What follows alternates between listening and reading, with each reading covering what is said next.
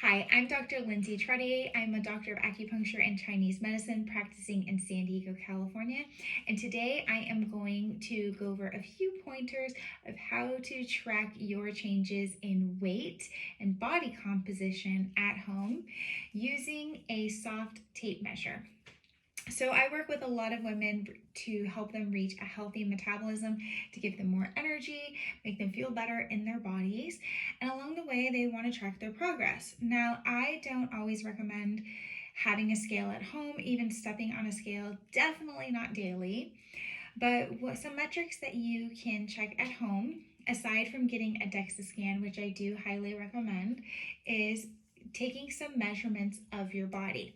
Now, if you are starting this process and you are a menstruating woman, you might want to do this measurement weekly, especially if you have regular menstrual cycle coming anywhere between 26 to 32 days.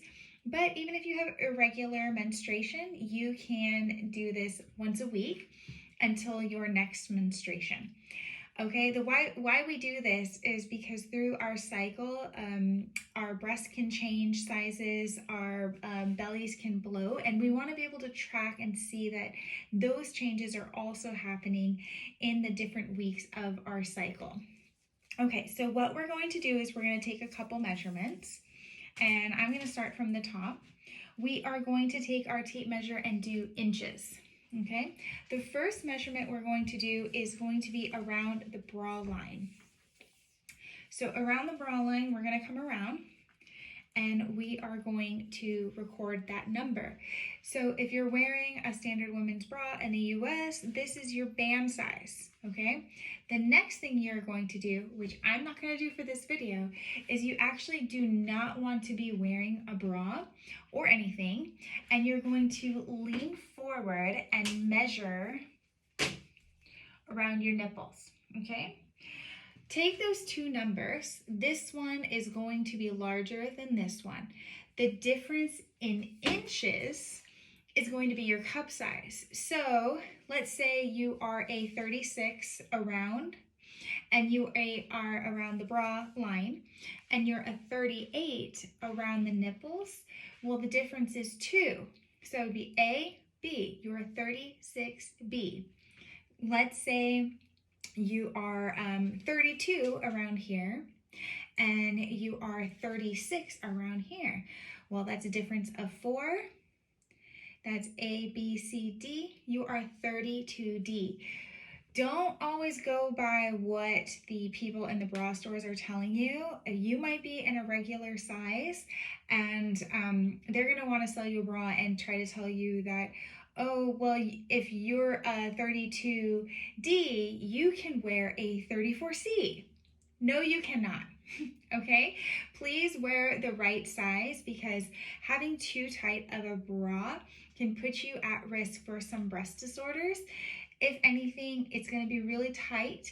We have some important meridians that go through the breast that relate to our mood. And it can make us very irritable having so much tension through here. Okay, so now you have these first two numbers.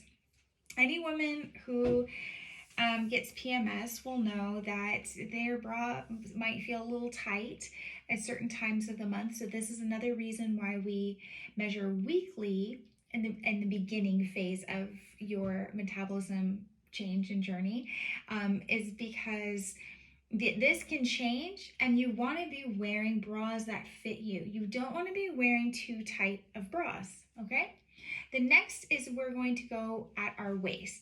And usually it can be around the belly button, but depending on your posture, your belly button might not be at the waist, okay?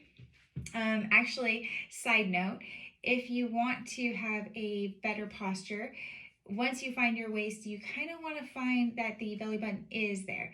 If it's too low, that probably means you're letting your belly drop, and that will actually make us look a little heavier than we really are. So posture can really change our physical appearance too.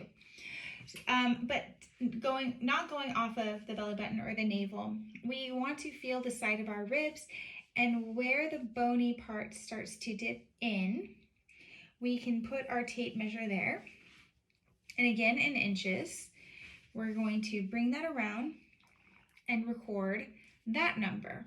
Okay, so now we have bra line, around the nipples, and our waist. The next we're going to measure is our hips, and what we're going to find is this part of our glute that sticks out the most, and that is where we want to measure. And we don't want to go too tight, okay, because you can see that that's going to cut into the muscle and give us maybe a little bit of an inaccurate reading. Okay, so we come across the wide part of our hips here and the wide part here, and we record that number.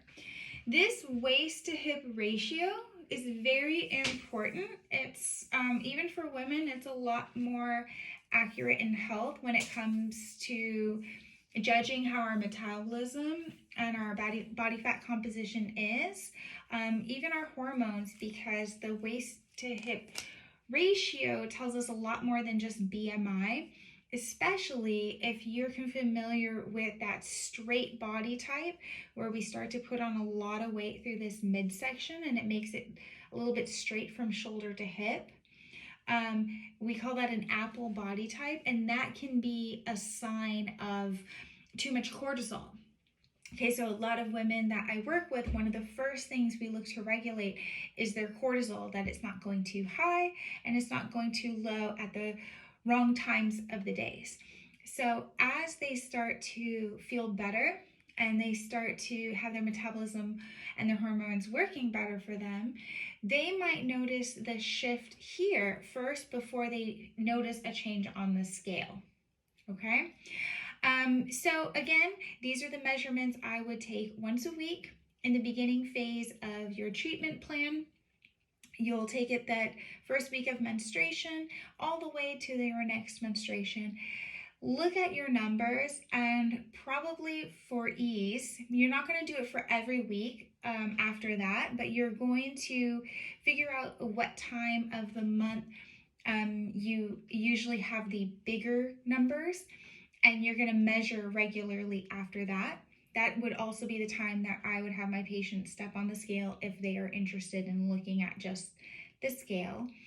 But yeah, hope this helps. If you have any questions, feel free to reach out to my clinic. If you want to work one-on-one with me, you can book an appointment to come into the clinic, or I do help patients virtually. You can set up a virtual appointment. My clinic is Level Acupuncture. You can go to my website, levelacupuncture.com, and I look forward to helping you in the future. Please like and subscribe to this channel and share this video with anyone you think would benefit from my work. Thanks. Have a great day.